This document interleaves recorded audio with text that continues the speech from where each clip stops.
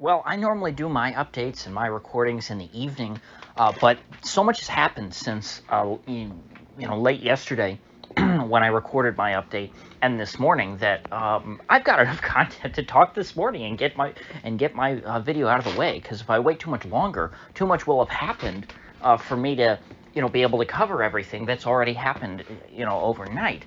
The biggest thing is the West is going to seize Russia's central bank foreign exchange assets that are held outside of Russia.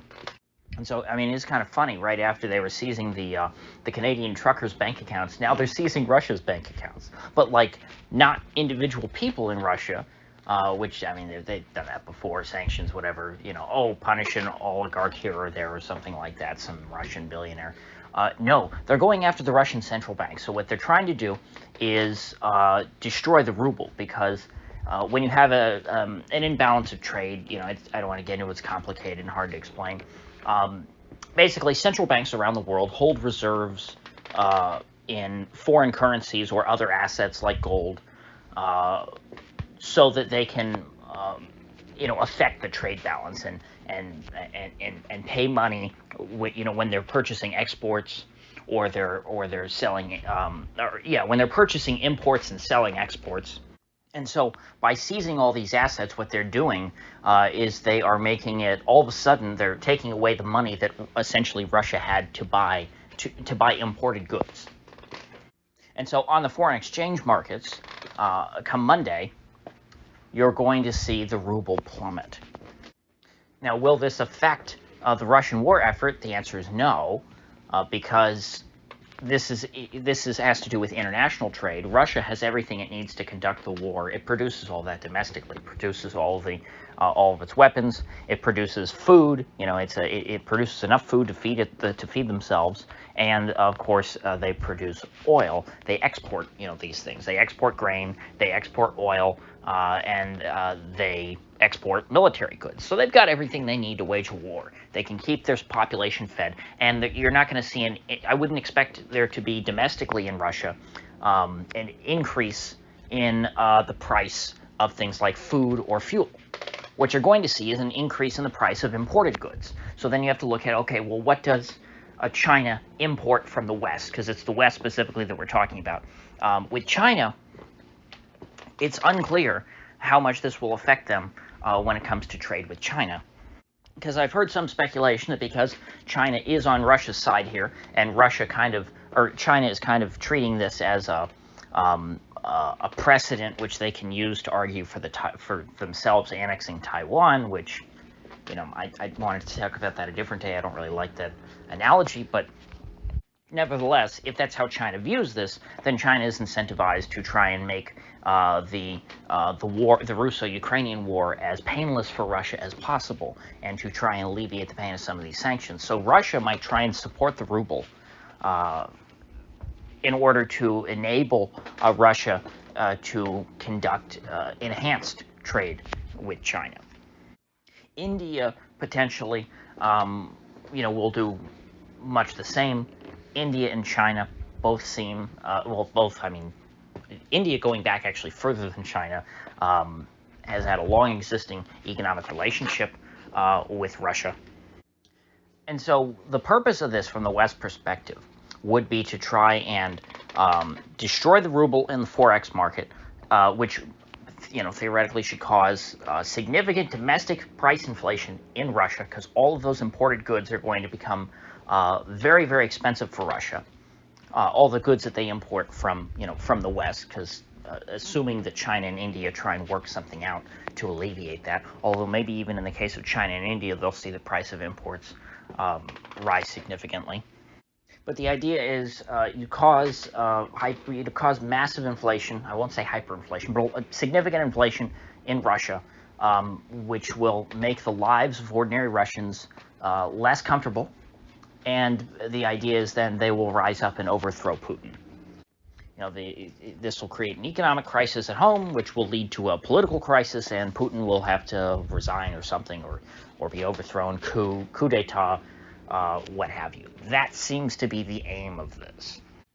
Now, the reason why I don't think that this will actually get that far is that, as I said at the outset, Russia produces its own food and its own energy. And those are the two big things that you really want to screw with somebody. You really want to make the population angry and get them to rise up. They need to be hungry, and their car needs to run out of gas. When people are hungry and having to ride a bike to work, that's not a great standard of living, and they're going to want that to change. They're going to want whatever is causing that to end. But if they've still got their basic necessities, and all that they're losing is, things like, Levi's or Gucci handbags, or maybe now they can't buy a Mercedes-Benz because they're not being exported there anymore. I saw like Mercedes, Audi, General Motors, few other car makers are just going to not export, period, to Russia, regardless of the exchange rate. So it's not even that they won't even be able to buy them, at the new higher price. So the effort here is just to cut off Russia from the West entirely.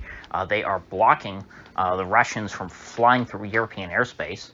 Pretty much every country in Europe now has banned Russian planes, civil aviation, like passenger planes, to fly through their airspace, which means you can't take a plane from Russia to Europe. Russia has responded only, I think, against Great Britain, but Great Britain are the ones who started this, so I assume Russia will go and implement these same sanctions against all these other European countries, which means these European countries won't be able to fly, direct flights to Asia, because you would want to fly over Russia to get to China or something like that. They're going to have to, fly south to, I don't know, Cairo or something, and then fly east. With regards to SWIFT, we were hearing yesterday that the West had reached an agreement amongst the U.S., Germany, and U.K. and these other countries to kick Russia out of SWIFT, which would have been insane. They stopped short of that. They're going to kick out certain Russian banks from SWIFT, and I'm not entirely sure, familiar with which banks are important in Russia and which aren't, but at least according to Zero Hedge and other people, who probably understand this more than I do, they're basically saying that the SWIFT part of these sanctions, kicking these certain banks out, not going to have a huge effect. It's kind of redundant. They've already sanctioned these banks before, and so Russia in general will still have access to the SWIFT network, which means they can still pay the Europeans and get paid for their energy. Because remember, Russia is exporting gas and oil to Europe while all this is going on.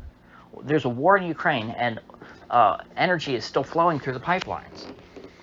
Europe is still buying that energy. Europe still needs that energy. And so if they cut Russia out of SWIFT, that means they have no way of paying Russia. And if you're not going to pay Russia, they're going to turn off the gas. So at this point, it is unclear to me what the exact effect is going to be on the Russian people as a result of these recent sanctions. I don't know how it's going to affect domestic prices for non-Western sourced goods, and that will be what's interesting to me. If trade with other countries like China and India is able to persist kind of at usual prices or somewhere around there, we don't see massive inflation of made in Chinese goods, Chinese or Indian made goods, and all we see really is just Russia decoupling from the West and having no access to Western goods, I think that this probably will not be in and of itself a major crisis in Russia. I think that when the Russians invaded Ukraine, they were fully prepared to lose access to Western consumer goods. Oh, but before I close out for today, I need to talk about the great news. Apparently, there are going to be peace talks on the Belarus-Ukraine border between both sides, Ukraine and Russia. And this is great because I don't like wars. I like peace talks. If you're talking about peace, that's the first step in the right direction. If you got people who aren't, if you're talking, you're not fighting. So I don't know if anything's going to come out of this, but I can hope. And as long as there are talks, we can have that hope that something positive comes out of this. Now, the funny thing is I'm seeing on Twitter, people are going, oh my gosh, Russia's backed into a corner. Putin's asking for peace talks because he's losing. He knows that everything's about to fall apart. He's trying to negotiate his surrender. And I just have to say, I mean, that talk is just so delusional. And I'm seeing it retweeted by people I otherwise respect. It is a little disappointing. I mean, come on, you have to be realistic. I mean, I'm suspicious of what we're seeing with these Russian troops who've been captured. What they're all saying, unless they've all been told to spin some sort of complex lie. They all seem, afraid and young and scared. And, I mean, I guess a lot of them are reservists that were called up. They're not even regular troops. And they weren't told they were going to war. They were told they were going on a training mission. And then once they found out it was a war, they were told, well, if you resist, you're going to be shot for treason. And, it just sounds so ghoulish. It makes you think, like, wait, isn't there like an actual Russian army of guys who, know how to fight and are tough and, are big and muscly and, want to go win? What are all these guys who are getting captured? And it seems to be the case that they are pushing out their fresh, untested, inexperienced troops to the front lines with largely old equipment. The videos we're seeing coming from the Ukrainians they look inside the tanks and things, and like the seats are all ripped up, or in some cases the foam's completely gone. I mean, these are old tanks. A lot of these are old equipment. I mean, some of these APCs look pretty new. And, frankly, all that we're seeing from the videos are just regular, infantrymen. You're not seeing real big guns coming out. So I don't know exactly what game the Russians are playing here. But unless the threat of Russia as a great military power for my entire life has been 100% hype, and Russia is actually, really weak, they are not putting their best foot forward here. And I would imagine it's got to be intentional, because why would you by accident send in your most inexperienced troops with the oldest equipment? It almost seems. I mean, one of the captured Russian guys said they were being sent in like cannon fodder. That was a translation from a thread. I don't know if they have that exact idiom in the Russian language, but that was the way it was translated. I think I saw some folks on Twitter. Not everything you read on Twitter is terrible. There are some people with decent insights or who make decent suggestions about stuff. Somebody said that perhaps what they're doing is they're sending in these essentially expendable troops into like city centers once they've encircled a city to sort of, I guess, just check for landmines, so to speak, probe the defenses. See how strong the resistance will be. Just send these guys in and, see what happens. And so that might be what they're doing. They're using these guys as guinea pigs to go and probe the defenses of these Ukrainian cities once they encircle them. And of course, once these cities are encircled, it's a matter of time. The Ukrainians there are cut off from the rest of the country. They will fall eventually. So, like this morning, I saw a thing, Ukrainians report they have full control of Kharkov, they pushed the Russians out, it's a great victory. And it's like, well, you pushed them out of the city center, but they've still got you surrounded? We're celebrating a little too soon. So, needless to say, as I think people probably gathered yesterday from my video on Ukrainian propaganda, I'm extremely skeptical of this narrative that Russia's losing, they're running scared, and all this stuff. And it's like, well, if Russia's really that weak and the Ukrainians are having no trouble just mopping them up by themselves in a matter of days, we're supposed to believe that the great scary Russian army was defeated by the brave noble Ukrainians. Well, then, why would we be afraid of Russia other than the nukes, of course? If Russia's that weak and Ukraine doesn't need our help, why are people, crying and worrying about Ukraine? If that's the case, then Ukraine's taking care of themselves just fine, and the Ruskies are the ones in trouble, right? So I think that's about sums it up for this morning. I will probably see you folks tomorrow afternoon, Eastern Standard Time, of course. Um, so with that said, have a great rest of your weekend.